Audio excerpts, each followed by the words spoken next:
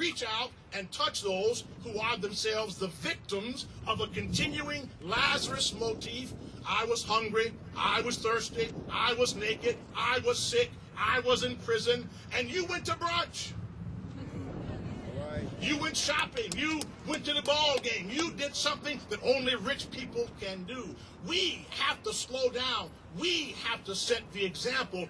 We cannot fuss more than we model. We have to do the things ourselves we want other folk to do. Yes. Gandhi said we must be the change we want to see in somebody else.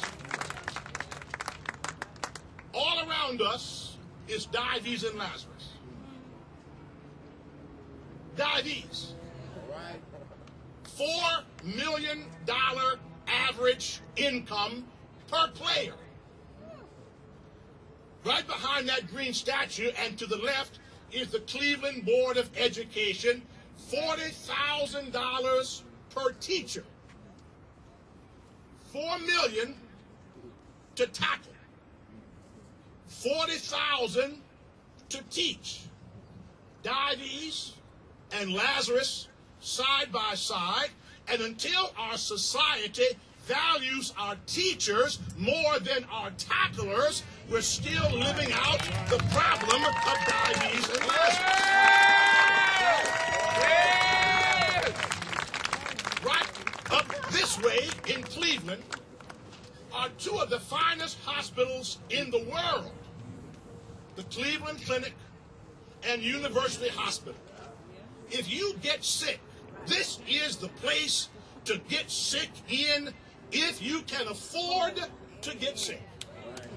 But if you have no medical insurance, if you fear sickness more than you fear death because you can't buy a prescription drug, you can't buy one night in a hospital, you are at the mercy of those who might provide charity care, then right up there is Dives, and all around us is Lazarus.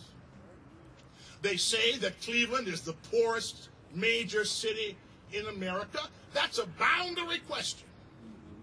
If you look at the boundaries of the city of Cleveland, just inside the boundaries of the city, that might be true. Just the 460,000 who live in the boundaries. Go 10 minutes in any direction but that one. Now don't go there unless you can walk on the water. But in any other direction, and you go from the 40th poorest city in the country to the 10th wealthiest region in the nation, because Dives is just over there with Lazarus still right here, living side by side. Whoa! And our challenge has always been the same since the days of Luke: how to get Dives to pay attention to the problem that is right outside the door. Now there's a reason why we can't do it. Why we can't provide medical care. Why we can't pay more money for our teachers. Why we can't provide for our infrastructure, for our schools, for our bridges, for our roadways. There's a reason why we can't do it.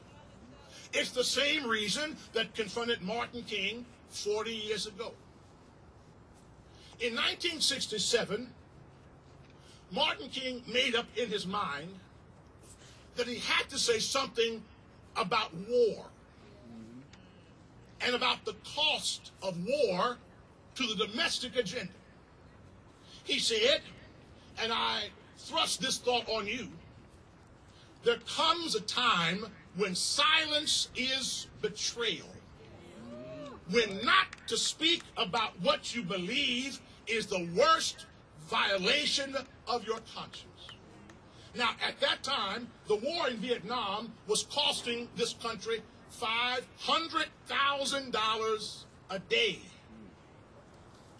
1967, $500,000 a day. We now spend in Iraq $500,000 every 2.5 minutes. $27 million every day. Where is the money for schools in Iraq? Where is the money for bridges in Iraq? Where is the money for health care in Iraq? Where is our national wealth in Iraq? Where are we losing our conscience